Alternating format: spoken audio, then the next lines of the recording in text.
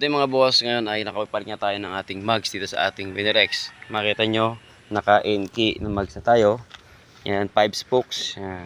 Ngayon, ang problema natin, dahil hindi gumagana yung ating ABS. Kahapon, nung pag-install natin ng ating mugs, ay ginawa natin na paraan ngayon lang. And salamat naman sa Diyos at gumana ng ating ABS na sensor. Ngayon, ginawa natin dahil kaya hindi siya gumagana dahil malayo yung ABS sensor niya dito sa disc. Malayong malayo, mga ganyan ang agot, no? Hindi talaga babasahin yan. And sa mga nagsasabi na baliktarin, kasi wala namang problema kung hindi mo baliktarin siya. Kasi ito, kaya ito nagkaganito dahil yan talaga para sa harapan. And kaya yan may pintura para hindi siya kalawangin, para basahin.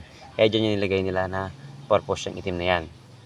Ang talagang reason yan bakit hindi siya mabasa is malayo yung kanyang sensor. And napansin ko kanina dun sa stock na mugs, yung ano rito sa ilalim, yung pinaka bearing niya is masyadong mataas. Nakaangat siya doon sa may nakaangat siya, kaya ang mangyari, aangat din tong yung spacer, hindi siya magpapantay. Kaya yun ang naging nakita kong problema. Pero depende sa inyo kung tatanggalin yung bearing, papalitan nyo.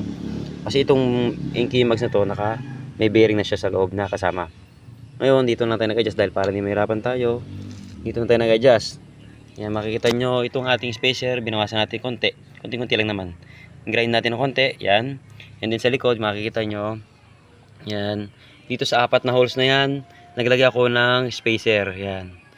Hindi mo na lang siya halata dahil kinat ko siya as a square. Gaya nitong, gaya nitong holes na yan. Nilagyan ko ng spacer na isang piraso na washer, yan. Yan ginawa ko adjustment.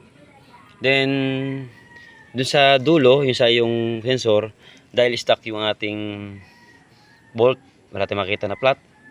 Yung natin paraan, nag-grind ako konti doon sa ating sensor. Konti-konti lang naman yung sasabitan ng bolt.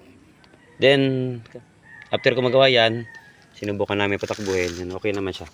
Gumana na yung ating ABS sensor. Kaya sa mga nagtatanong dyan, paano paganahin, ganun yung ginawa kong diskarte na pwedeng magawa ninyo, pero depende pa rin sa inyo.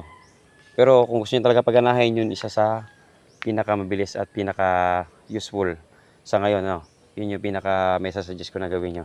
Napagana ko naman siya after ko may takbo ng 10 kmph, automatic na wala yung kanyang ABS indicator doon. Okay, let's go. Thank you.